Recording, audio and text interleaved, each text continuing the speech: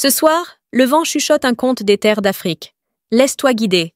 Rassemblez-vous, âmes courageuses, et laissez vos esprits voyager vers les forêts denses et les rivières sinueuses du sud du Nigeria, où les esprits anciens des peuples Edo et Ewe murmurent encore à travers les feuilles.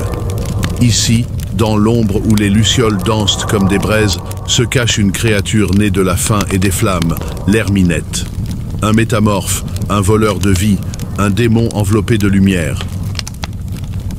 On dit que l'Herminette est à la fois beauté et terreur. Le jour, elle peut marcher parmi les vivants comme un homme, les yeux clignotants d'une faim qu'aucun mortel ne peut nommer. Mais quand la nuit tombe, elle mue comme un serpent, se rétrécissant sous la forme d'une luciole rougeoyante. Une minuscule étincelle dorée dérivant innocemment vers les villages. Ne vous laissez pas tromper, chers auditeurs. Cette lumière n'est pas un guide, c'est un leurre pour chasseurs. L'Herminette recherche le sang, mais pas n'importe lequel. Elle a soif de sang pur, d'innocence, le souffle des enfants, la vitalité des guérisseurs, la force vitale de ceux qui marchent en harmonie avec le monde invisible. Elle se glisse dans les fissures des huttes, sous les portes, attirée par la chaleur des corps endormis. Lorsqu'elle trouve sa proie, elle se transforme à nouveau. Une silhouette griffue et tordue, la bouche bordée de dents acérées, les yeux noirs comme de l'huile. Sa morsure est indolore, dit-on, mais sa malédiction est éternelle. Ceux dont elle se nourrit se fanent comme des herbes cueillies, leurs âmes sont vidées, leur corps creusé par une fièvre qu'aucun médicament ne peut guérir. Pourtant, l'Herminette est plus qu'un fantôme. C'est un espion pour sorcières, un serviteur de la magie noire. Certains disent qu'elle murmure des secrets aux sorciers, échangeant des vies contre du pouvoir.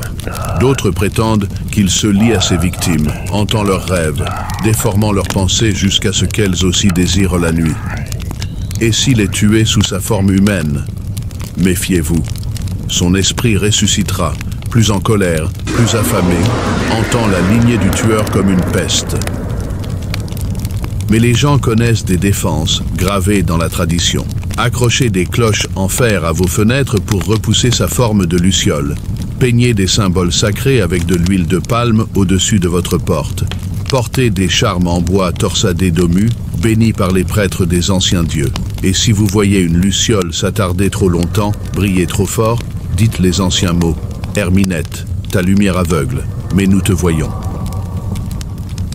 Il existe bien sûr des histoires. Le village d'Ugboha, où la fille d'un guérisseur tomba malade après qu'une luciole dorée ait visité sa fenêtre, ils trouvèrent son berceau vide, son petit corps froid comme de la cendre. Un chasseur du delta du Niger a juré avoir traqué un insecte lumineux dans les bois pour finalement tomber sur un rituel. Des personnages masqués chantant, pendant qu'une Herminette se nourrissait de l'ombre d'un homme ligoté. Et toujours, les anciens nous avertissent. Ne dormez jamais près d'une flamme solitaire dans la forêt. Ce qui vacille là-bas n'est peut-être pas du feu. Alors, tenez compte de cela, enfants de la terre. Respectez l'équilibre, honorez les esprits, gardez vos seuils. Car dans les nuits les plus profondes du Nigeria, où la frontière entre la lumière et l'obscurité s'amincit, l'Herminette attend, un rappel que tout ce qui brille n'est pas bon. Certaines lumières sont des pièges, certaines ombres sont vivantes.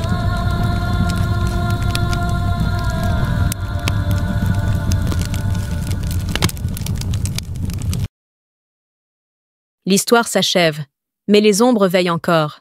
À bientôt, petite mouche.